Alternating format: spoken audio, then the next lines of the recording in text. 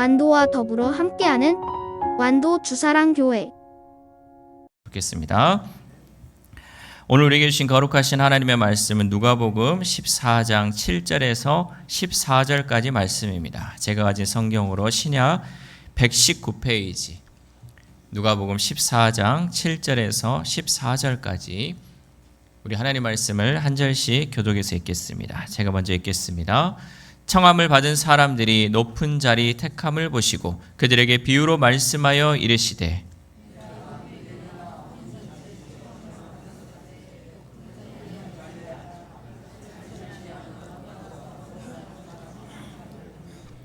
너와 그를 청한 자가 와서 너더러 이 사람에게 자리를 내주라 하리니 그때 네가 부끄러워 끝자리로 가게 되리라.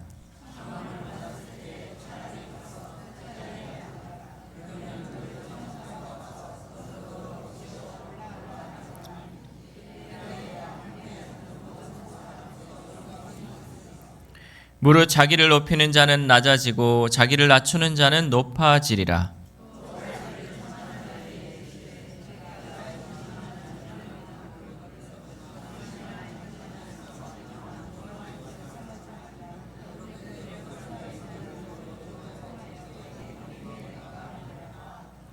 잔치를 베풀거든 차라리 가난한 자들과 몸 불편한 자들과 저는 자들과 맹인들을 청하라.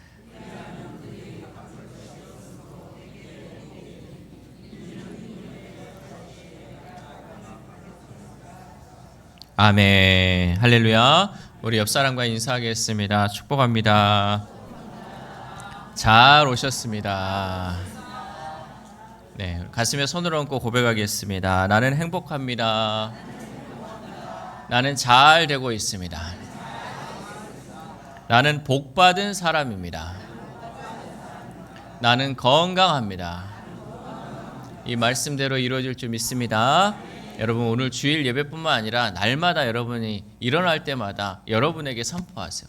내 영혼아 주를 송축하라라는 선포도 있지만 나는 건강합니다. 나는 잘 되고 있습니다. 나는 복받은 사람입니다. 나는 정말 하나님의 택하신 자녀입니다. 여러분 나 스스로에게 선포를 하십시오. 그러면 내 몸이 그 말씀대로 이루어질 줄 믿습니다. 하나님은 우리에게 늘 그래요. 네가 말한 대로 이루리라. 그래서 우리의 기도가 중요하다는 거죠. 우리의 기도하는 대로 하나님께서 그 기도를 들으시고 그 기도에 응답하시는 우리의 하나님 되신 줄 믿습니다.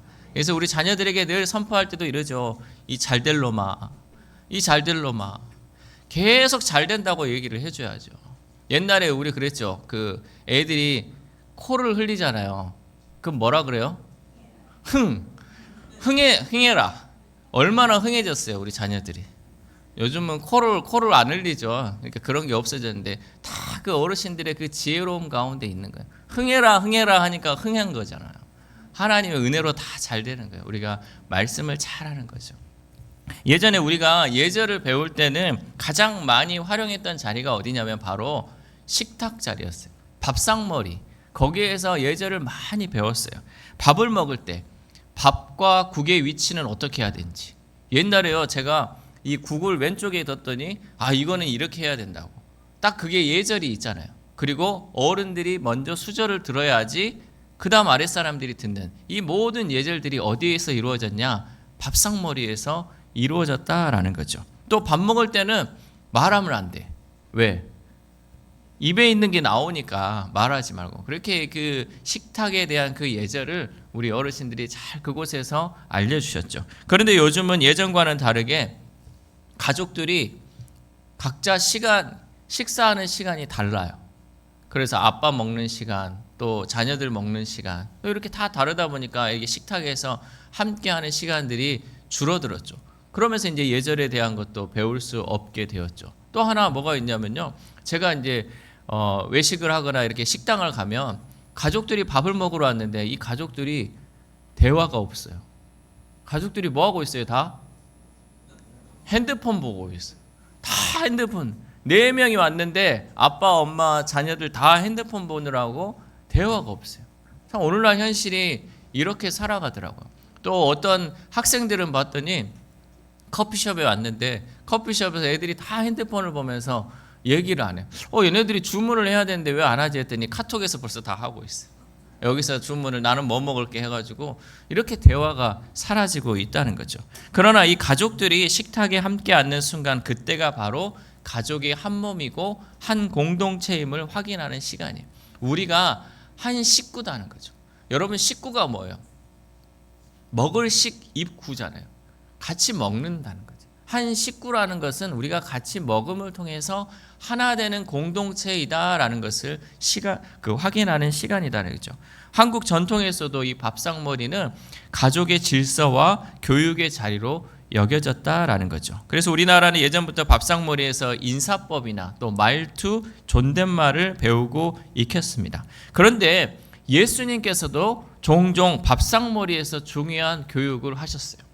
예수님이요, 먹는 자리에서 말씀하시는 것이 많이 있었다는 거죠. 오늘 본문도 마찬가지고 예수님은요, 마지막 최후의 만찬에서도 마찬가지로 제자들에게 알아야 할 것들, 또 깨달아야 할 것들을 알려주셨다라는 거죠.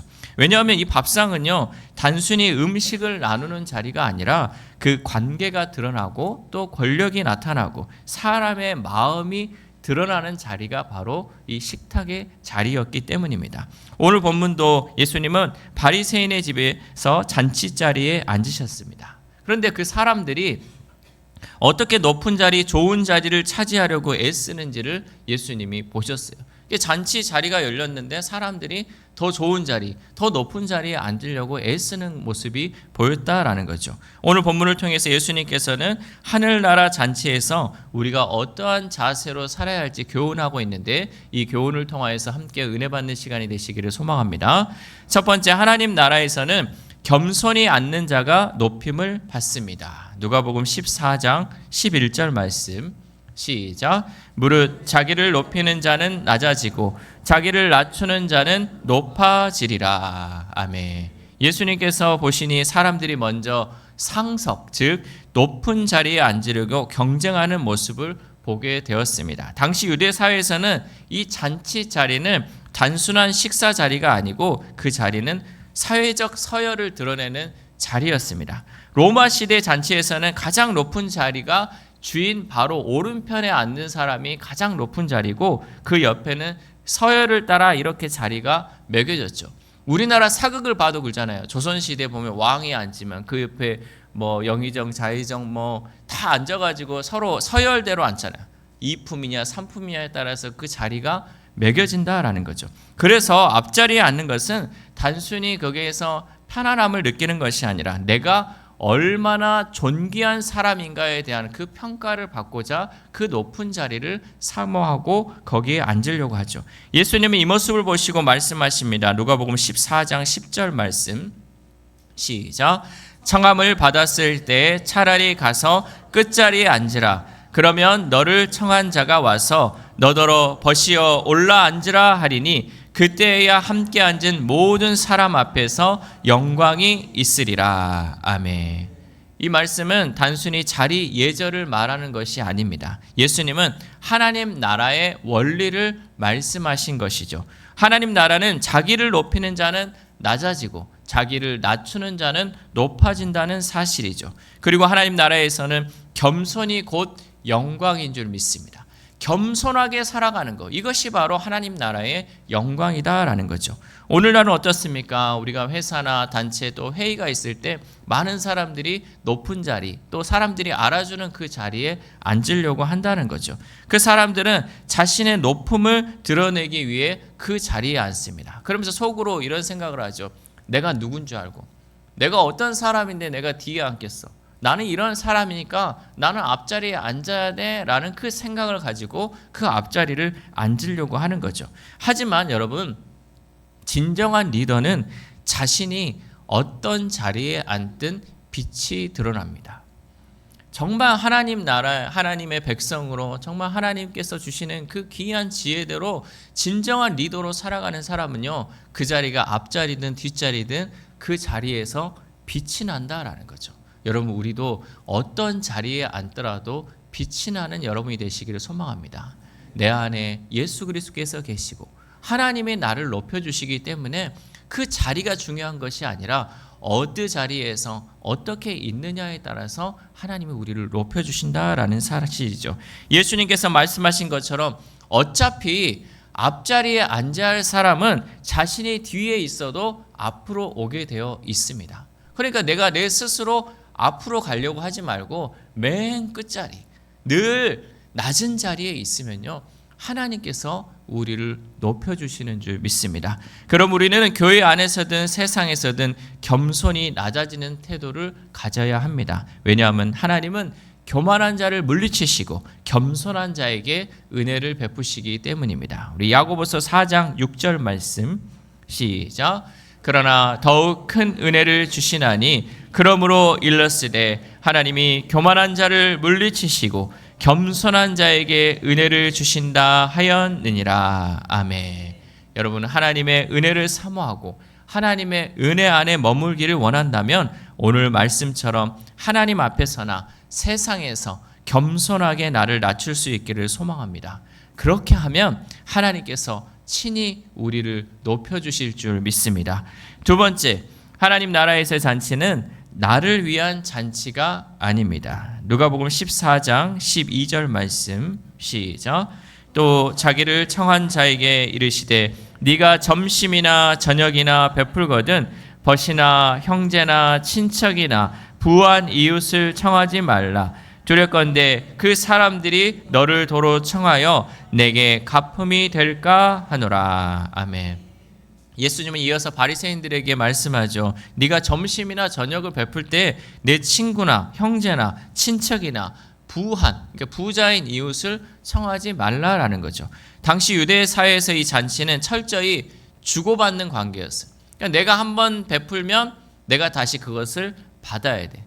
그러니까 우리도 마찬가지잖아요. 여러분, 밖에서 내가 밥 한번 사면 밥을 얻어 먹어야지. 이게 이제 서로 사회적인 암묵적인 그 관계잖아요. 근데 유대 사회에서도 마찬가지였어요. 그러니까 여러분, 밥 먹는 사람들이 주로 어떤 사람이겠어요? 나하고 비슷한 사람이겠죠. 내가 주면 그 사람도 나에게 줄 수 있는 이런 관계가 그 당시의 사회였다라는 거죠. 나를 초대한 사람이 또 나를 다시 초대해야 하니까 이런 그 도움을 줄 수 있는 관계가 바로 그 당시의 그 초대 관계였다는 거죠. 그래서 잔치는 일종의 사회적 거래였습니다. 그런데 예수님은 그런 잔치 문화를 뒤집으셨죠. 하나님 나라의 잔치는 철저히 무조건적인 은혜의 자리라는 사실이에요. 이 무조건적인 은혜라는 것은 뭐냐? 내가 주어도 받지 않는 거예요. 나는 주기만 하는 자리를 베풀라라는 거. 이것이 바로 하늘나라의 잔치 원리라는 거죠. 그 사실을 우리는 예수님께서 늘 누구와 식사를 했는지를 보면 알 수 있어요. 예수님이 여러분 바리새인들과 식사를 했습니까? 종교 지도자들과 식사를 했습니까? 예수님은 늘 가난한 자들, 세리들, 또 이 사회적 약자들과 함께 식탁의 교제를 나눴어요. 그들이 예수님에게 줄 수 있는 것은 아무것도 없었어요. 그러나 예수님은 그 식탁의 자리를 통하여 그들에게 예수님의 그 은혜, 예수님의 그 사랑을 흘려 보내셨다라는 거죠. 왜냐하면 하나님 나라는 보상 없는 사랑으로 이루어졌기 때문입니다. 여러분, 우리도 하나님의 은혜를 거저받았잖아요. 내가 하나님의 은혜를 거저받았어요. 내가 뭐 돈을 내 가지고 하나님의 은혜를 받은 것이 아니라는 거죠. 거저받았기에 그 받은 은혜를 이제는 거저 주라는 거죠. 다시금 돌려받기 위함이 아니라 하나님 나라는요, 받은 은혜를 또 흘려보내야 한다라는 거죠. 오늘날 우리도 교회 안에서 섬김이나 봉사를 할 때 나에게 유익이 될 만한 그 사람한테 잘해서는 안 된다는 거죠. 그거는 사회적 거래밖에 안 되는 거예요. 나에게 갚지 못하는 자, 나를 정말 섬길 수 없는 자들에게 예수님은 베풀라라는 것이죠. 그러나 예수님 우리에게 말씀하시죠. 진정한 사랑은 대가를 바라지 않는 사랑이다. 진정한 사랑은 뭔가 주고받고가 아니라 그저 값없이 흘려보내는 것. 이것이 바로 진정한 사랑이다라는 거죠. 나에게 갚을 수 없는 사람에게 베푸는 것이 진정한 사랑이고 그것이 바로 하늘나라 잔치라는 사실이죠. 그래서 한 유명한 신학자도요, 가난하고 배고픈 신학생들에게 늘 밥을 사 먹였어요. 밥을 사 먹이면서 하는 말이 뭐냐면, 이것을 나에게 갚을 것이 아니라 네가 만약에 목회자가 되면 너도 가난한 신학생들에게 이렇게 밥을 사라라는 거죠. 여러분, 이것이 바로 은혜의 순환입니다. 은혜의 순환이 우리 가운데 이루어져야 한다는 거죠. 보상 없는 사랑, 은혜의 순환이 여러분 우리의 삶 가운데도 나타나길 소망합니다. 그러므로 우리가 생활하는 삶의 자리에서 열리는 이 모든 잔치는 나를 위한 거래의 자리가 아니라 주님의 사랑을 흘려보내는 자리가 될 수 있기를 소망합니다. 은혜는 여러분 계속해서 흘려보내는 거예요. 은혜는요, 흘려보내면 흘려보낼수록 나에게 충만해지는 줄 믿습니다. 이것이 바로 하나님 나라의 삶의 원리라는 거죠. 주고 나면 없어질 것 같지만 주고 나면 계속해서 쌓여지고 많아지는 것이 바로 하나님의 은혜라는 거죠. 내가 혼자만 움켜쥐고 있으면, 또한 내가 베푼 은혜를 돌려받으려고만 하면 그것은 하나님의 은혜가 아니라는 사실을 여러분 잊지 마시길 바랍니다. 아무런 대가를 바라지 않고 그저 하나님의 은혜와 사랑을 흘려보낼 때 그 은혜가 우리를 하나님 나라로 인도하는 줄 믿습니다. 우리가 늘 들었듯이 가지고 있으면 썩어버립니다. 가지고 있으면요, 나도 쓸 수가 없고 다른 사람도 줄 수가 없습니다. 그러나 흘려보낼 때 그 은혜가 계속해서 내 삶 가운데 샘솟는 우물처럼 그 은혜가 살아날 줄 믿습니다. 세 번째, 하나님 나라에서의 상급을 바라보아야 합니다. 누가복음 14장 13절에서 14절 말씀 시작. 잔치를 베풀거든 차라리 가난한 자들과 몸 불편한 자들과 저는 자들과 맹인들을 청하라. 그리하면 그들이 갚을 것이 없으므로 내게 복이 되리니 이는 의인들의 부활 시에 내가 갚음을 받겠음이라 하시더라. 아멘. 사람들은 지금 당장 보상받기를 원하죠. 내가 베풀면 그 자리에서 인정받고 싶고 또 나도 초대받고 싶은 게 우리 인간적인 생각이에요. 내가 했으니까 나도 좀 초대받고 싶고 내가 베풀었으니까 나도 좀 먹고 싶은, 이것이 우리 인간적인 생각이라는 거죠. 그러나 예수님은 차라리 갚을 것이 없을 때 내게 복이 된다라고 말씀하십니다.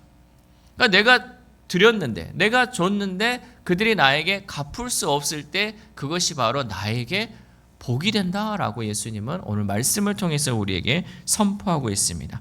미국의 작은 교회에서 검소하게 살던 한 할머니는 그 교회의 청년들을 위해 장학금을 냈어요. 그러니까 자신은 늘 부족한 삶을 살았지만 오히려 가지고 있는 이 작은 것을 늘 나누는 삶을 살았죠.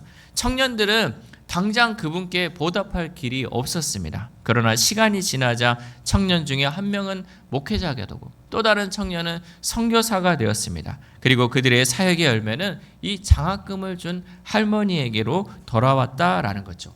예수님의 말씀처럼 그들이 갚을 것이 없으므로 내게 복이 되었다라는 그 말씀이 바로 이러한 삶의 원리라는 거죠.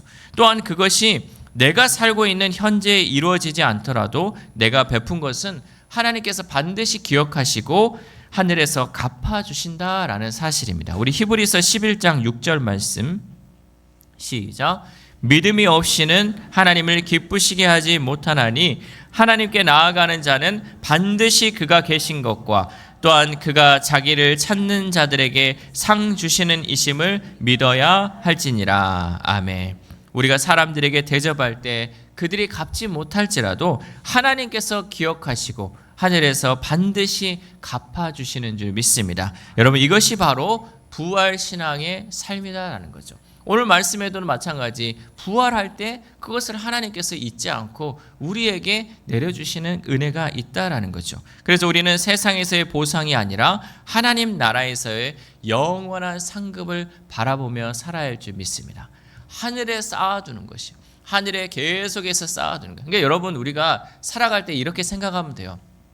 내가 이 땅 가운데 살면서요 많이 베풀었는데 거기에서 돌아오는 게 없잖아요. 그러면 이렇게 생각하면 돼요. 아, 하늘에 쌓이고 있구나.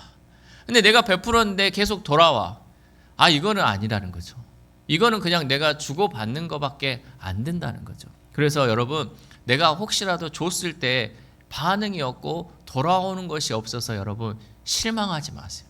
그러니까 여러분, 이것도요 물질로만 생각하지 마시고 말로도 생각하시면 돼요. 내가 이 사람을 축복하고 축하하고 격려했는데 이 사람이 아무 반응이 없어.